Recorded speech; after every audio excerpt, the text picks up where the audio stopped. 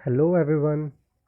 आज के वीडियो में हम बात करेंगे जो मैंने आपको पिछले लेक्चर में बताया था कि डायरेक्शन कोसाइन निकालेंगे। अगर मुझे डायरेक्शन कोसाइंस दो लाइंस के दिए गए हैं और जो तीसरी लाइन के हमें डायरेक्शन कोसाइन निकालने हैं वो लाइन मेरी परपेंडिकुलर है बाकी दोनों लाइंस के। तो देखिए यहाँ पे एक PYQ आया हुआ आएगा जिसमें आपको बोला गया है कि आपको ऐसे डायरेक्शन कोसाइन निकालने हैं ऐसी लाइन के जो कि परपेंडिकुलर है दो लाइंस के जिनके डायरेक्शन कोसाइन मुझे दिए गए हैं, राइट।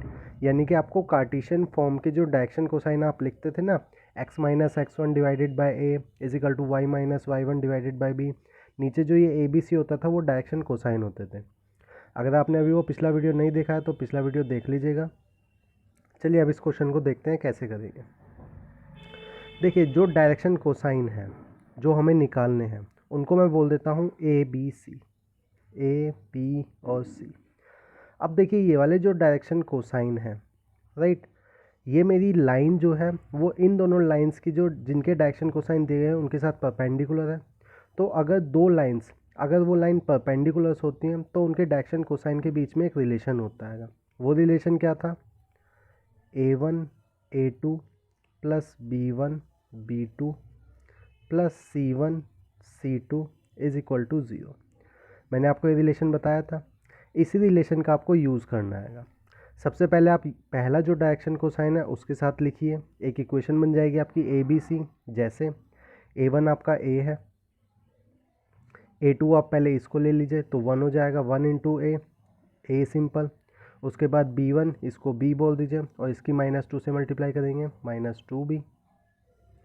सिमिलरली C1 ये वाला C ले लीजिए और C2 -2, तो यहाँ पे क्या आ जाएगा -2C is equal to 0, right.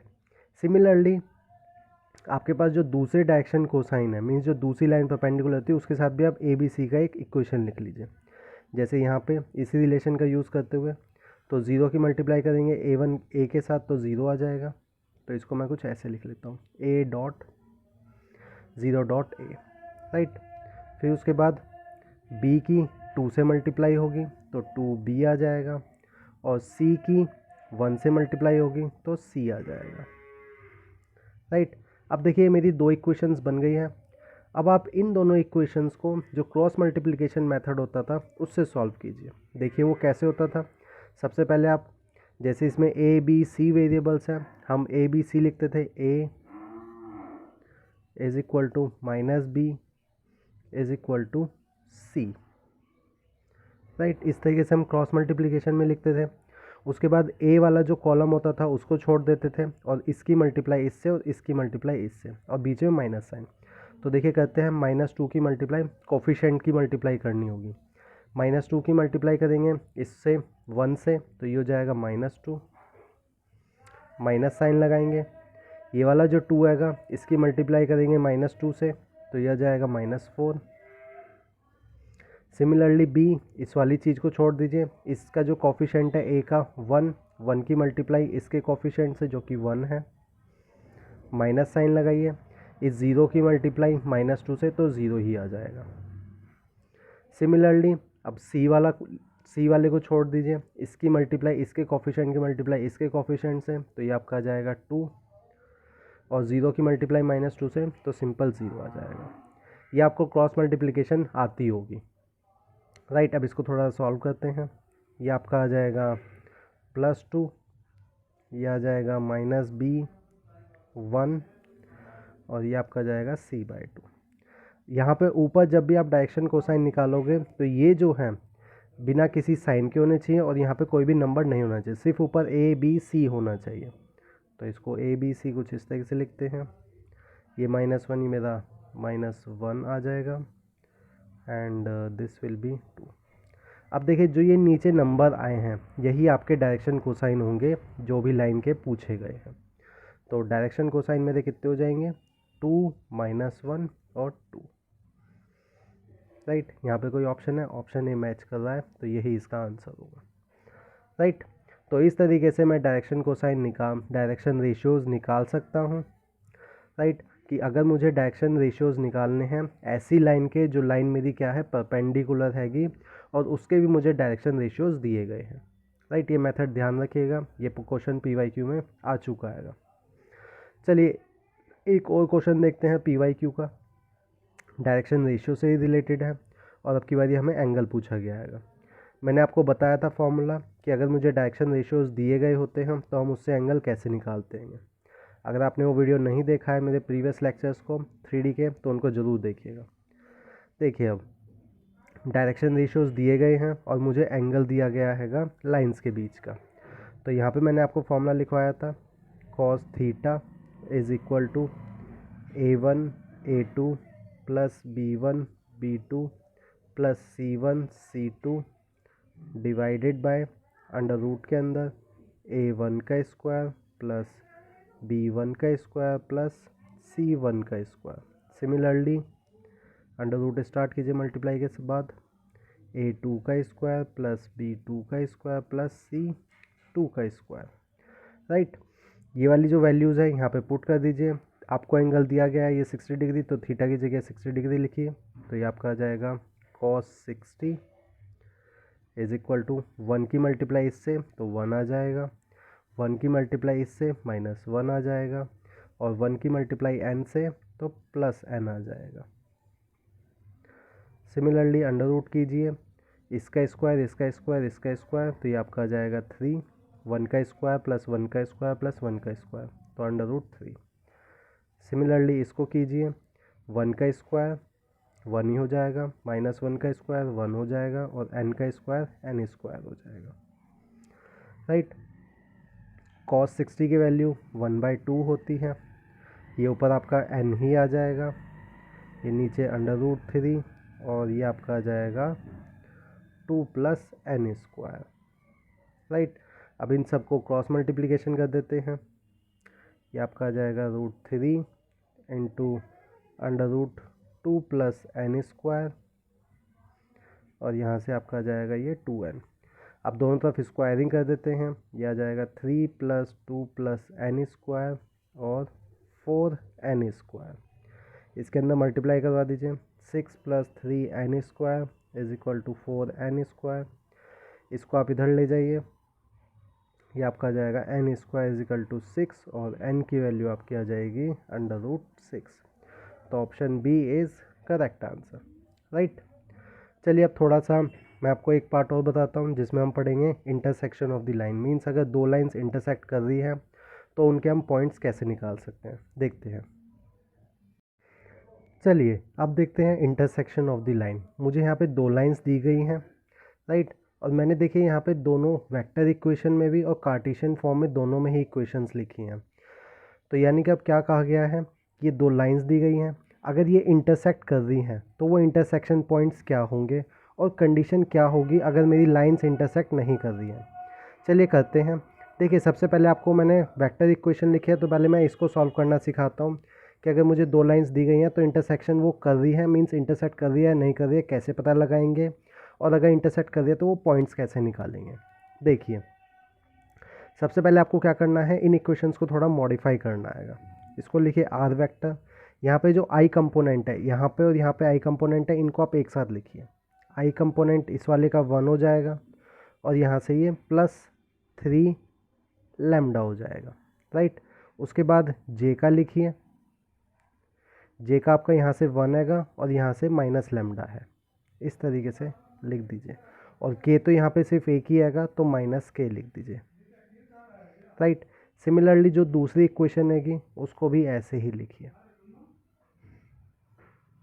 ये होगा आपका 4 + 2 लैम्डा, सॉरी 2 न्यू, और जे है नहीं इसमें तो 0.j लिख देता हूँ, और यहाँ से k आ जाएगा आपका +k -1 +3 न्यू। राइट, देखिए अब ये मेरी दोनों लाइंस जो है इंटरसेक्ट कर रही हैं, यानी कि जो ये वाला पॉइंट है ये वाला इस पॉइंट के बराबर होगा, जे वाला कंपोनेंट इसके बराबर होगा, और के वाला कंपोनेंट इसके बराबर होगा। इनको इक्वेट कर दीजिए।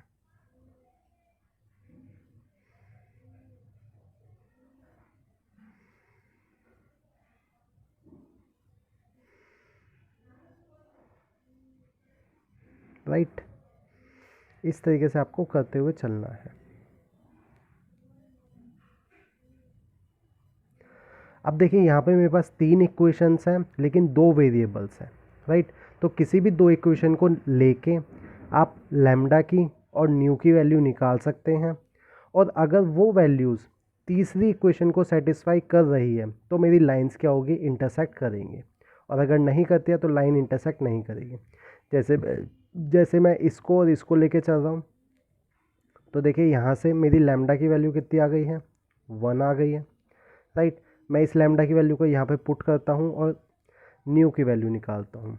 ये आपका आ जाएगा 1 + 3 × 1 4 + 2 न्यू, आपका न्यू आ जाएगा 4 + 4 2 न्यू, और न्यू की वैल्यू आपकी आ जाएगी 0, राइट।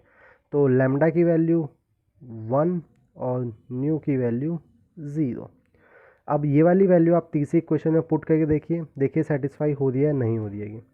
देखिए -1, यहाँ पे मैं न्यू की वैल्यू -0 डालूँगा तो 0, तो देखिए -1 मेरा -1 के बराबर आ रहा है, राइट। तो इस तरीके से मेरी लाइन जो है वो इंटरसेक्ट कर रही है। मुझे यहाँ से पता चल गया है कि लाइन जो है वो इंटरसेक्ट कर रही है। अब हम वो पॉइंट कैसे निकालेंगे जिसमें लाइन इंटरसेक्ट कर रही है। तो देखिए जो आपने लैम्डा की वैल्यू जो लिखिएगी पहली इक्वेशन में या दूसरी इक्वेशन में किसी में भी, पहली इक्वेशन में देखिए यहाँ पे ये जो पॉइंट्स हैं यही मेरे इंटरसेक्टिंग पॉइंट्स होंगे। तो मैं यहाँ पे जो मेरा एक्स पॉइंट होगा वो होगा मेरा 1 + 3 लैम्डा, जिसकी वैल्यू हो जाएगी 4। यहाँ पे लैम्डा की वैल्यू मैं 1 पुट करूँगा। ऐसे ही वाई की वैल्यू जो यहाँ पे पॉइंट था उसको लिखिए 1 - लैम्डा, ये आपका हो जाएगा 1 - लैम्डा 1 - 1 0, और z जो कि मेरा -1 दिया ही हुआ आएगा -1। तो लाइन इंटरसेक्ट कर रही है दोनों किस पॉइंट पे, 4, 0 -1 पर, राइट। तो इस तरीके से आप इंटरसेक्शन पॉइंट निकाल सकते हैं। अब देखिए अगर मुझे Cartesian equation means Cartesian form में मुझे इक्वेशंस दी गई हैं तब हम कैसे इंटरसेक्शन पॉइंट निकालेंगे, राइट। ये मेरी 2 इक्वेशन है, तो सबसे पहले आपको क्या करना होगा, इन्हें इक्वल टू मैं यहाँ पे लैम्डा ही लेके चल लेता हूँ और इसको मैं न्यू के इक्वल बोल देता हूँ, राइट। अब x की वैल्यू जो है आप लैम्डा की फॉर्म में लिखिए, y की वैल्यू लैम्डा की फॉर्म में लिखिए, z की वैल्यू लैम्डा की फॉर्म में लिखिए। कैसे, x + 1/3 = लैम्डा लिखिए, राइट। मैं एक सॉल्व करके दिखा देता हूँ इस तरीके से। यहाँ से आपकी x की वैल्यू आ जाएगी 3 लैम्डा -1, राइट। ऐसे ही आप y लिख लीजिए, y आपका आ जाएगा 5 लैम्डा -3, और सिमिलरली z लिख लीजिए 7 लैम्डा -5, राइट। उसके बाद जो आपकी दूसरी इक्वेशन है उसमें लिख दीजिए x = न्यू +2, y = 3 न्यू +4, और z = 5 न्यू +6।